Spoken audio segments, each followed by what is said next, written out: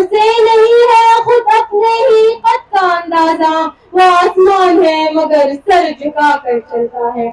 دغه غونډه د چارسدي په عبدالولي خان سپورټس کمپلیکس کې شوې ده چې پکې د ماشومانو د نعتونو، خمدونو او تقریرونو سره سره د ماشومانو ترمنځ رساکشۍ مقابلې او د هغوی میډیکل سکرینینګ وشو.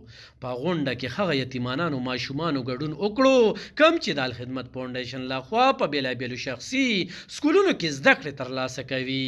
په دغه موقع یتیمانو ماشومانو ویل کو الخدمت د دوی د بچو خرچې سرته ونه رسوي نو دوی نشي کولی چې په خپله یا په خپل وروڼو خویندو ښه تعلیمي ادارو کې زده کړې ترلاسه کړي.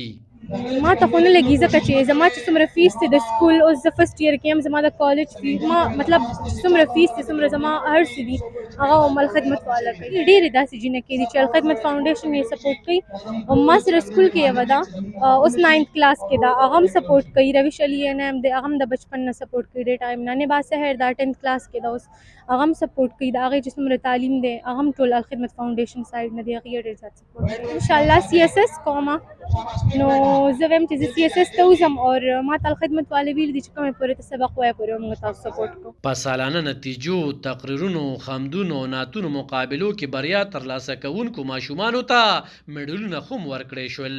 په غونډه کې مشر میلمه د چارسدي ډیپټي کمشنر د خپل خطاب وروستو خیبر نیوز ته وویل چې د یتیمانانو کفالت د دوی لومړی ذمواري ده او دوی به یې مرستې کوي. کوشش دا وي د سپورټس افسر نه هم دا ریکویسټ کوو د نور ډپارټمنټ نه هم دا ریکویسټ کوو چې داسې ټایپ اکټیویټیز داسې ټایپ سرګرمۍ چې هغې کې دا خلکو له موقع میلاو شي هغه به زیات کوو. د ضلعي انتظامیه طرف نه هم دا فوکس وي چې داسې ټایپ اکټیویټیز چې کوم دا هغه د ضلعې کې زیات شي خلکو له موقع میلاو. بل ورځ به یو میټینګ کړی ده او دې کې موږ څه مخکې د هفته دوه کې ډېر ایونټس پلان کړي دي نو هغې کې به ډیفینټلی تاسو د سپورټس کمپلیکس کې وګورئ دا به آباد شي او نور چې کوم ادارې دي به انشاءالله دې کې ښه ټیک ټاک پارټیسپیشن شرکت کوي.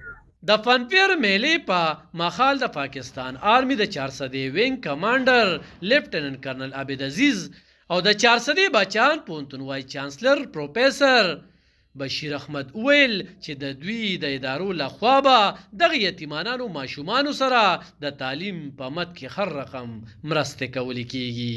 په دغه موقع ضلعي صدر پیر مسعود جان تورنزی، شاه حسین دورانی او دغه شان نور اهم چارواکي او مشران موجودو. د کیمرامین یاسر خان سره علب خان شیرپو، خیبر نیوز، چارسده.